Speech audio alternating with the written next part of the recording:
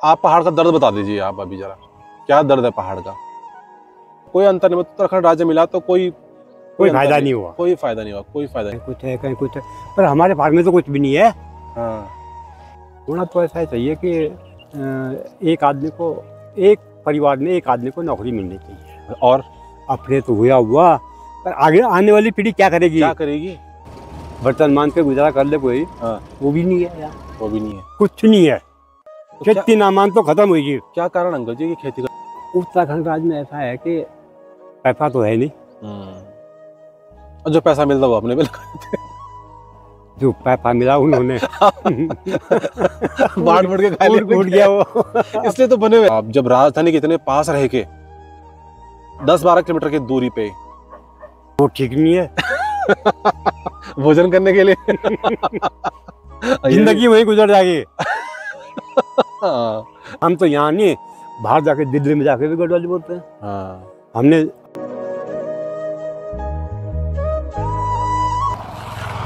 तो अंकल जी, जैसे मतलब पहाड़ी राज्य हमको मिला, आज 20-22 साल हो गए पहाड़ी राज्य मिले हुए, उत्तराखंड बने हुए 20-22 साल हो गए, तो आपको कुछ अंतर नहीं लगा तब से कि कुछ फायदा नहीं हुआ? मुझे भी तो अंकल जी, आप पहाड़ का दर्द बता दीजिए आप अभी जरा, क्या दर्द है पहाड़ का?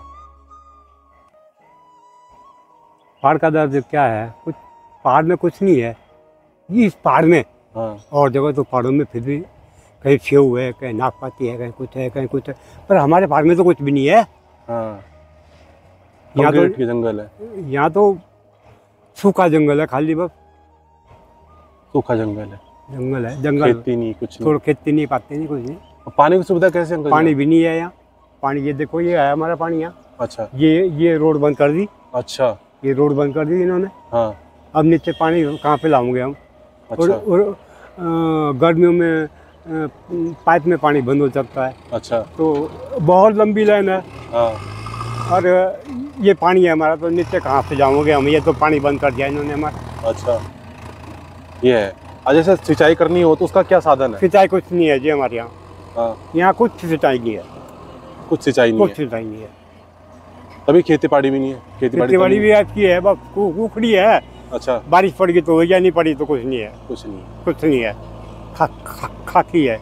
अच्छा, अब लोगों हमारी तो नौकरी चाकरी कुछ नहीं है। हाँ। क्या करें, कैसा करें, हमारा तो समस्या खराब। अच्छा, तो बच्चे कच्चे कितने आपके? बच्चे 2 हैं। अच्छा, क्या करते बच्चे? कुछ नहीं, वैसे मजदूरी करते हैं, मेहनत मजदूरी करते हैं लोग। कोई सरकार से कोई सरकार से कोई नहीं। सरकार मतलब आपकी उम्र 76 साल है, लेकिन कुछ लाभ हो जैसे था वैसे का वैसे है। तो उत्तराखंड बन के कुछ नहीं मिला? कुछ नहीं मिला, वैसे का वैसे ही है। मतलब पहाड़ का दर्द अभी वैसे का वैसा ही है। पहाड़ का दर्जा वैसे का वैसा है। मतलब पहाड़ी राज्य बना लेकिन कुछ नहीं हुआ। कुछ नहीं हुआ। पानी नहीं है, बिजली तो है, बिजली है, बिजली आती है, पर बिजली पैसा है उनका, वो तो लेंगे, जिस दिन नहीं होगा उस दिन काट देंगे। और क्या, जिस दिन वो पैसा वाली बात है। हाँ। पर वैसे फैसिलिटी कुछ नहीं हुई, कुछ नहीं हुआ, रोजगार नहीं, कुछ नहीं, कोई सुविधा नहीं, ये है जीवन है। पेंशन मिलती भी थी। हाँ। तो एक की बंद कर दी। अब मान लिया जाए 2, अब हमारे पास तो कुछ है नहीं। हाँ। तो हमारी दोनों की पेंशन थी। हाँ। तो मेरी तो आएगी सितंबर। आपकी वृद्ध पेंशन थी? वृद्धा पेंशन थी। अच्छा। तो घरवाली की भी थी। हाँ। रोजगार तो है नहीं। हाँ। तो लगी थी। हाँ। तो सितंबर से आई नहीं, अभी तक कोई पता नहीं है, क्या पता, भगवान जाने।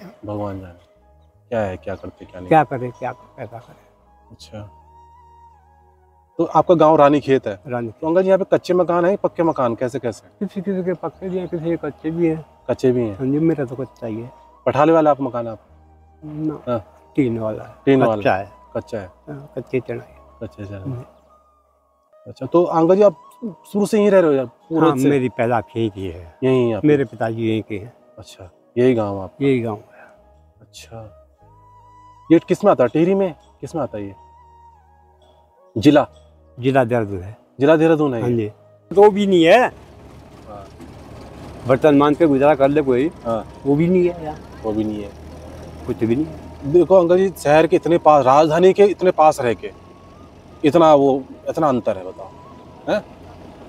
चाहे पानी की समस्या, चाहे रोजगार की समस्या हो, दावे तो बहुत बड़े बड़े हो रहे हैं अंकल जी। किसी दावे मैं किसी सरकार बहुत- की नहीं बोल रहा, कोई भी सरकार कोई भी हो, सरकार आए, हो, कोई भी सरकार आओ, कोई भी सरकार आओ, गरीब हमेशा गरीब ही रहता है, वो कोई नहीं देखता कोई नहीं देखता, है, देखना पसंद नहीं करता कोई, देखना पसंद नहीं करता, है। ये है मतलब कोई अंतर नहीं, उत्तराखंड राज्य मिला तो कोई कोई अंतर फायदा नहीं हुआ। कोई फायदा नहीं हुआ, कोई फायदा नहीं हुआ हमारा। उत्तराखंड राज्य में ऐसा है कि पैसा तो है नहीं, हाँ, और जो पैसा मिलता वो अपने पे लगा देते हैं। जो पैसा मिला उन्होंने बांट बांट के खा लिया, उठ गया वो। इसलिए तो बने हुए हैं। क्या करें तो क्या करें, इसलिए तो बने क्या करें, क्या करें, क्या क्या बोल सकते हैं किसी के लिए, है क्या ना? बोल सकते हैं, सही बात बोल रहे हैं आप अंकल जी, सही बात बोल रहे हैं आप। क्या करें, क्या कर सकते हैं, तो मतलब पहाड़ का दर्द जो है वैसे ही बरकरार है, वैसा बरकरार है। कोई अंतर नहीं है। ये आप जब राजधानी के इतने पास रह के 10-12 किलोमीटर की दूरी पे, इतना ही तो होगा, 20 किलोमीटर होगा, 20 ही लगा लो, 20 20 ही लगा लो ज्यादा ज्यादा, हाँ जी। तब भी इतने अंधेर, मतलब ये है कि लोग परेशान है, पर कोई किसी को कुछ खबर कुछ नहीं है किसी को।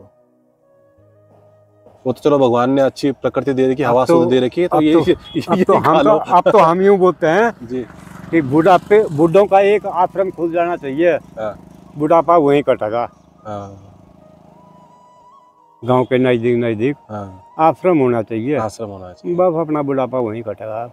हाँ। अगर बना दिया तो ठीक है, नहीं बनाया तो वैसे मरेंगे कहीं इधर उधर।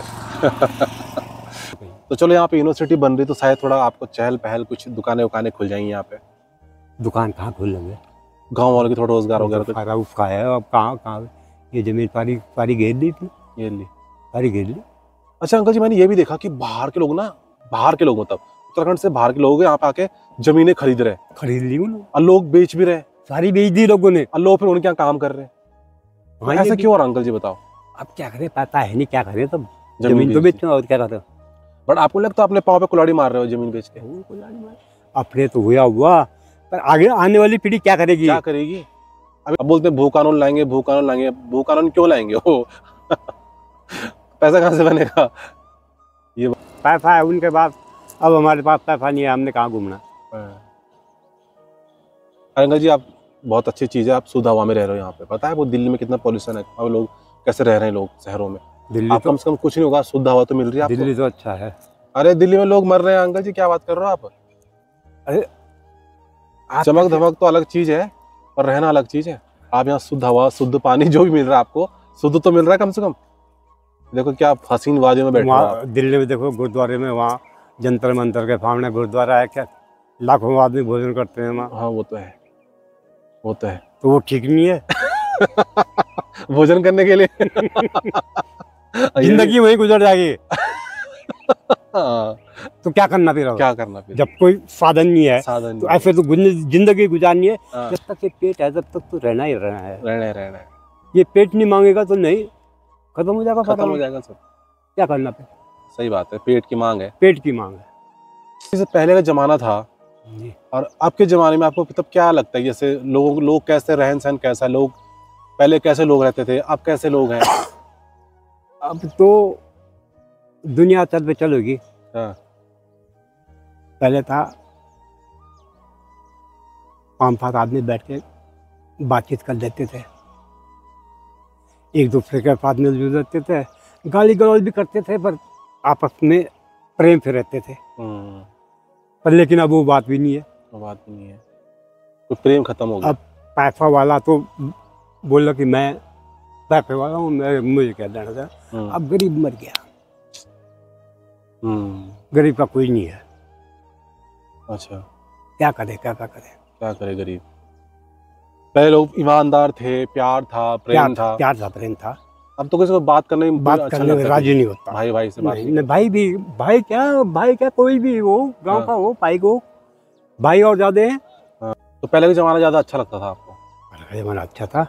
अच्छा, मंडुआ की रोटी, मंडुआ हुआ था, हाँ। दुनिया भर का मंडुआ हुआ था, बारिश होते टाइम पे मंडुआ हुआ था, धान हुआ था, उड़द हुआ था, कुलत हुआ था, तोर हुई थी, और मिर्चा हुआ थी, अदरक हुआ था। अब कुछ भी नहीं है, अब कुछ नहीं है, कुछ नहीं है। तो खेती नामान तो खत्म हुई। क्या कारण अंकल जी कि खेती खत्म हो। अब लोग करना नहीं चाहते। प्रकृति की देन है, अब क्या करें हम। हाँ। बारिश टाइम पे नहीं होती, हाँ। और बारिश, जब बारिश चाहिए तब बारिश नहीं होती, और होती है तो एकदम दमादम दमादम। आज भी बारिश, सुबह भी बारिश, सुबह भी बारिश, दिन में बारिश, रात को बारिश, सारी बारिश बारिश होती रहती है। अच्छा। क्या करें, कैसा करें।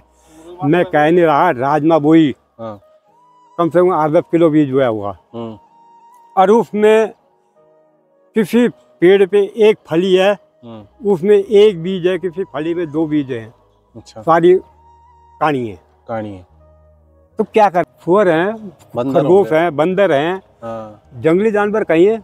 अब देखो सारे इधर उधर सारे गांव घोड़े का अक्खड़ हमने कभी नहीं देखे थे अपने यहाँ, अपने जंगलों में भी नहीं देखे हमने कभी। तो साले आप तो घर के आगे आ रहे। अच्छा। बाप रहे आराम से, घोड़े का अक्खड़। अच्छा। और बाघ का भी आतंक है इधर? बाघ भी आता है। बाघ भी आता है। अच्छा।